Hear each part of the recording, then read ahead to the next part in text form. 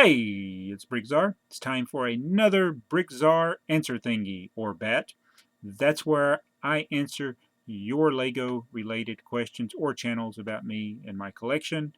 And sometimes the answers to your questions are right, sometimes they're opinions, sometimes they start wars. I don't know what's going to happen in this video, but we will be answering things related to the following questions, such as if you take a set, you take it apart, put it in a mock, will you still own the set?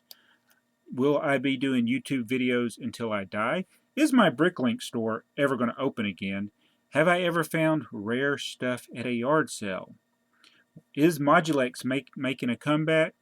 Are there going to be behind the scenes in the BrickTsar studio? And what type of camera do I use? So that's just some of the questions we're going to be answering in this video, so stick around for the answers.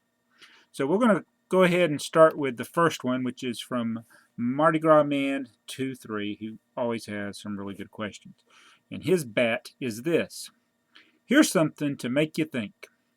If you buy a set, then tear it apart to build a mock, then put that mock in your city and never tear it apart, do you actually still own the original set? Now, he said I could probably answer that in a haul video, but I never got around to doing it. Or did I? I don't remember. But anyway, if you own all the pieces to a set, even if they're not in the set, assembled, I say you still own the set. I got a lot of sets that I know I have all the pieces to those sets, but they might be bricks has already mixed them up in some other stuff. Some things I've mixed up in other stuff. So I still consider owning the complete set. It's just a matter of can I find those pieces when I need them again. And he also asked, and this was related to some of the NBA sets I've been doing. I mentioned about Vince Carter in one of those videos, and he could jump and dunk. He had a really high vertical leap. And he said, who was nicknamed Baby Jordan by the media? That was Harold Miner, who I think only lasted a couple of years in the NBA and could not live up to the hype. All right, next one is from Tosh VB, who always asks a lot of good questions. He says, will you be doing YouTube videos until you die? One thing is for sure, I will not be doing YouTube videos after I die. Let's just hope I don't have to do them forever. All right, the next one is also from him. He asks, which Lego city would you like to live in the most from YouTube? That is a tough one, because if you pick one that might be, like you're saying, that's your favorite. I'd like to live out in the country.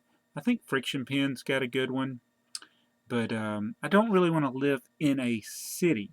While I do have city buildings in my own Lego city, I think I would rather live out in the country. But they don't make a lot of Lego sets. It's just a field or a forest. So I don't know. I guess I'd have to go look to see more of your city. So which one do you think I should live in? If it's a country or a forest or a mountain, something like that. That's where I would want to live. And everybody, even, you know, AFOL Man's got a mountain. Bricks for Chris has got a mountain. Friction Pen's got some more natural settings in his layout. So what, you know, you tell me, where should I live? That's what I have in mind, though. All right, and he also asked another one, when is your Bricklink store reopening? I really don't know. I need to get it open to sell some stuff, but it's looking like it's going to be the summertime at the soonest. So, and I'm not in any pressing need to actually sell stuff. I do, other than just getting rid of this volume that it takes up. All right, here's one from Hubby.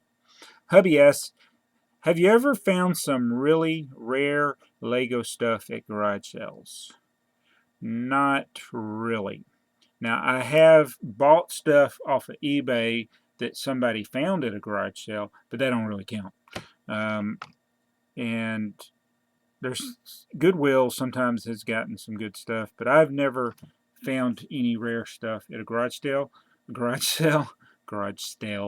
But I will say this, most of the time I've gone to a yard sale. Somebody had some Lego items. There's been a lot of times they just given them to me, especially if I was buying something else. So I've gotten some good deals, but not, well, not a lot of volume. Just like, you know, a few pieces here and there. So nothing, nothing spectacular. But I don't hit the yard sales a lot. All right, here's another one also from hubby. This is a question that was asked before the news came out about this. About they wanted to relaunch the Modulex brand. Do you have some Modulex sets, and what do you think about this idea? Well, they actually ended those plans. That's not going to happen to my understanding now. And the Modulex was the little tiny Lego pieces that were used for like architectural design, designing houses and things. It did not do well, but there's tons of those little bricks out there, and they were going to relaunch it, but it didn't happen. I think a lot of us would have liked it, especially if you got some elements, different elements than what they made with the Modulex brand, because most of it was tiles and bricks with Modulex and base plates. But anyway, it doesn't look like that's going to happen. And next one is from Wonderful Bricks. He says, "Bat, I think a behind-the-scenes video would be cool. Do you like this idea?" Oh, and he said each step from deciding what set to review, building the set, recording, and uploading the video. That's a good idea, and I actually did something similar on my other channel where I did a live stream of me reviewing a set for BrickTsar. I did on BrickTsar's Basement and Beyond, but it was just the whole process of what I did, how I recorded, and I may need to revisit that. It's not something I would do continually, but I could do that in the future. All right, the next one kind of ties in with that. It's Chef Excellent Productions. I think this is the first time I've answered a question from Chef Excellent Productions. He says, what type of camera do you use for your channel, and how do you edit your videos? This question comes up a lot. Probably should put it in the description, but most of my videos are edited with my iPhone 6. Now, it used to be my iPhone 5, upgraded to iPhone 6 because it has more storage capacity. I kind of liked my iPhone 5 better as far as the size. I'm really not liking the bigger phone, but it's got a great camera.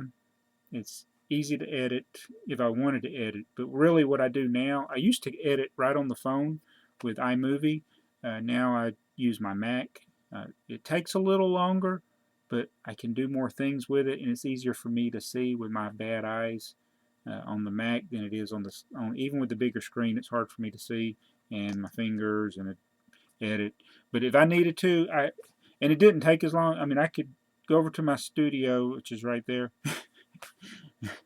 It's going to change soon, and I could just film a video and do different. I'd film like different segments, splice them together, edit it that way, and just process it, and it didn't take any time at all. It's a little more involved now because I got to film it, then download them to the computer, then move the files to the folder, and then edit it, add things, and anyway, it's a little longer process. I could actually, last year I was making videos faster, but this year I think the videos are better. I don't know.